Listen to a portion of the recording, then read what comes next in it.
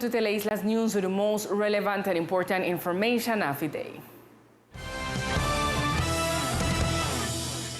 Authorities sent to jail the person allegedly responsible for sexually abusing his stepdaughter for more than 7 years in San Andres Island.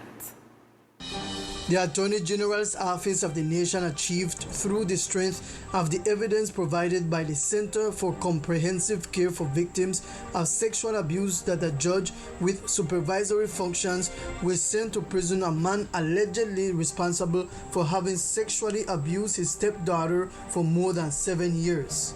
Los hechos materia de investigación. The facts under investigation occurred in the Guinea Hen neighborhood of the island of San Andres since 2015, when the minor was 8 years old. The judicial police were able to establish that the abuses would have been carried out in a permanent way until last September 1st. The stepfather allegedly took advantage of the times he was alone with the girl or when she was sleeping to sexually abuse her. After the complaint filed by the victim's mother on September 3, the prosecutor's office in 4 days managed to prosecute the 53-year-old man for the crime of sexual abuse with a minor under 14 years old. By order of the judge, his term of imprisonment will be served in a prison in San Andres.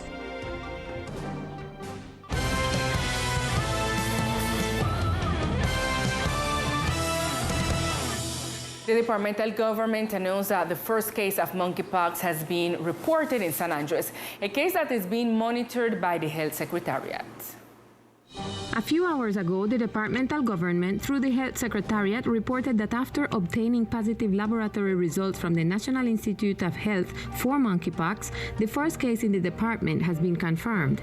It is a 34-year-old man who remains isolated and is being managed on an outpatient basis.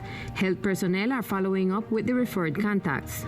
We reiterate some recommendations issued by the Health Secretariat months ago. The community should be attentive to the manifestations of monkeypox, which may include fever, severe headache, muscle aches, back pain, low energy, swollen lymph nodes, and a rash or maculopapular lesions. It is important to remember that in the case of presenting symptoms or if you have been in contact with a suspected case, you should contact your health insurance company or go to a health center. It is a viral illness consisting of fever and rash. The rash usually begins 1 or 3 days after the onset of fever. The lesion may be flat or slightly raised, filled with clear or yellowish fluid, and then may cross, dry, and fall off. In most cases, the symptoms disappear on their own within a few weeks, but in some people they can lead to medical complications, which is why it's important to consult.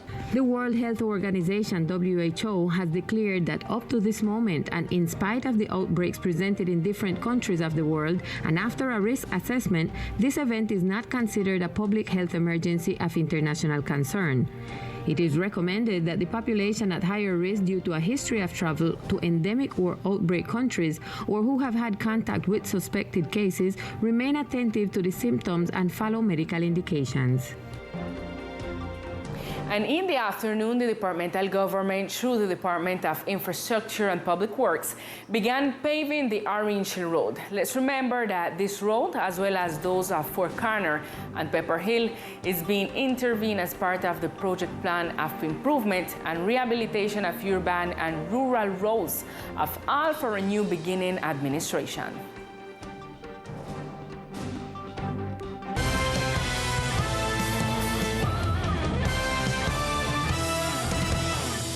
In other news, House Representative Elizabeth J. Palm presented before a hearing a proposal in favor of territorial planning that will strengthen several sectors of the department. In addition, they highlighting the cultural identity of the Rizal people. According to the House Representative, order in the territories is fundamental to achieve sustainable development. She presented before a public hearing the proposal of a land use planning commission not only for the islands, but also for other ethnic groups in the country. You know the difficulties that we, the inhabitants of the islands, are suffering at the moment. And we believe that if we have clear information, we will be able to work better with our territory.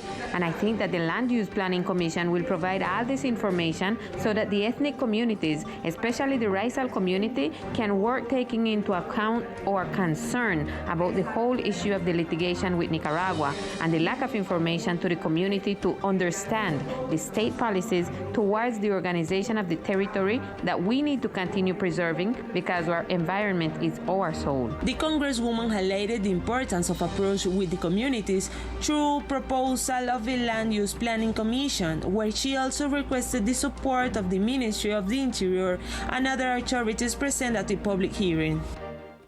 And pay close attention if you are looking for a job opportunity. Tomorrow, September 9, the Public Employment Agency will carry out a day of assistance for those wishing to work on cruise ships.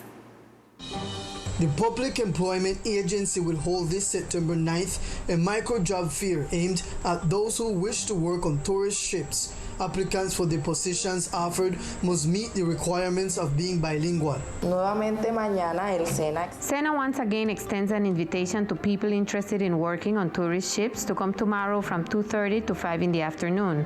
We will be receiving people to participate in the interview. They should come with their resume in English or Spanish and with the supporting documents that they have regarding their work experience. Initially, an introduction is made to the interested person about the process, expenses, and they are given tips for the interview. Then they go to the interviewer to complete the process. We invite all the interested insular community that could not come last week to come to SENA and participate in the call. The micro-job fair will take place in the facilities of the Hotel Training School of the Regional SENA in San Andres. And in other news, the local government announced that payments are now available for citizens enrolled in the Senior Citizen Program. The departmental government has announced to the citizens of the archipelago that the payments for the month of August for the beneficiaries of the Colombia Mayor program are now available from September 7 to September 20. We begin the payment of the aids for the senior adults corresponding to the Colombia Mayor program the 7th of September. This payment corresponds to the month of August, and it will be available until the 20th of September. We remind our beneficiaries that they have to pass to our local operator, that is Superhero, to collect the fee so that they don't be part of suspension or be taken out of the program because they don't collect. Beneficiaries of the program that they can access the subsidy with their identification document at the collection points provided by the national government. And the Secretariat of Public Services invite the community to participate in their special waste collection activities and routes that continue to be carried out on the island during the month of September. September continues with the waste collection routes and schedule. The head of operations in charge of the collection informed the schedule that will be taken into account in the coming days. El día de mañana, viernes 9. Tomorrow, Friday, September 9th, we will be in the sector of the Hill and surrounding neighborhoods. On Monday, we will be in the downtown area, which includes Newball Avenue, Rockhall, Obrero, and Los Almendros neighborhoods. On Tuesday, the 13th, we will be on the airport route or parallel to the runway that includes Red Ground, Around the Rock, and Campo Hermoso. On Thursday, the 15th, we will be in the San Luis route and the surrounding neighborhoods such as Corrales and Bight. On the 16th, we will be in Guinea Hen, which includes all the parallel to the runway and the main streets of that sector onto the ascent of the hill of the Atlantico. It is important to highlight the special cleaning schedule to be held on Saturday, September 17 at the beaches of El Cibar, where a cleaning activity will be carried out along the Batters area. The next routes can be consulted on the social networks of the departmental government, where it is important for the community to be aware of the dates of the collection trucks so that the streets of the island can be kept clean, in addition to giving a recyclable use to the white line waste. The weather conditions for next days in the department are isolated rains with low intensity. At this time, the government invites the community not to lower their guard and be attentive to official information as we are in hurricane season. The port captain shares that there will be light rains in the next few days and that we must expect a mostly dry weather in the department. Para estos días esperamos condiciones favorables. For these days, we expect favorable conditions, taking into account the cyclonic activities that are occurring along the North Atlantic. For the coastal area, we have winds of 4 to 8 knots winds and a wave height of about half a meter.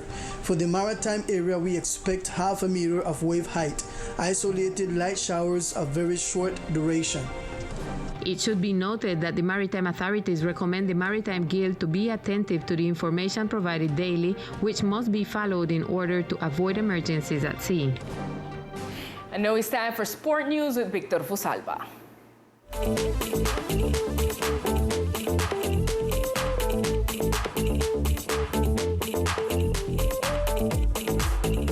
Hello, here are the best sports of the island. The Departmental Soccer League is benefiting young students in the department. Another aspect that the Departmental Soccer League seeks is to develop young students to fulfill their social hours to meet the requirements demanded by the Secretariat of Education. And for this, it is giving them the opportunity while teaching them to keep the match sheets and thus be able to have source of employment in their resumes. The league manager, Maria Camila Raigosa, told us more details. We started this work about a year ago in the 2021 tournament. We began to reach out to the different high schools and offer them the opportunity to have their students do their social work hours with the departmental tournament by assisting with games. In response to this, we have had many young people showing interest in the proposal, and every weekend they come and do their social work hours and help in the organization of the tournament. Honestly, it has been great support because thanks to them, we have a good order within each programmed game. We give them training on what they have to do and how to handle the information, and always under the supervision of monitors who are by their side to solve any doubts they may have.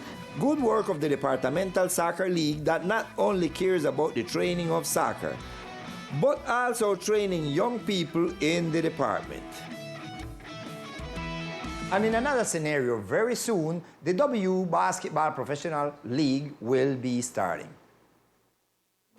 The tournament will begin next Saturday, September the 17th, and will include the participation of Titanes of Barranquilla, Tigrillos of Antioquia, Cimarrones of Chocó, Caribbean Storm of San Andres and Providence, Bucaros of Bucaramanga, Team Cali, Savio of Manizales, Corsarios of Cartagena, Piratas of Bogotá, and Condores of Cundinamarca. The opening matches will be between the Titanes versus Tigrillos, Team Cali versus Cimarrones, and Savios versus Condores. The home team, Caribbean Storm, will play its first away game in the city of Barranquilla with the six-time champion Titanes. These games will be played on Wednesday and Thursday, September the 21st and the 22nd. And this will be all in sports for tonight. We will see you on another broadcast. We continue with Lisa. Victor, with sport news, we reach to the end of this broadcast. We see you tomorrow at 1 p.m. with more of Teleislas news. Good night.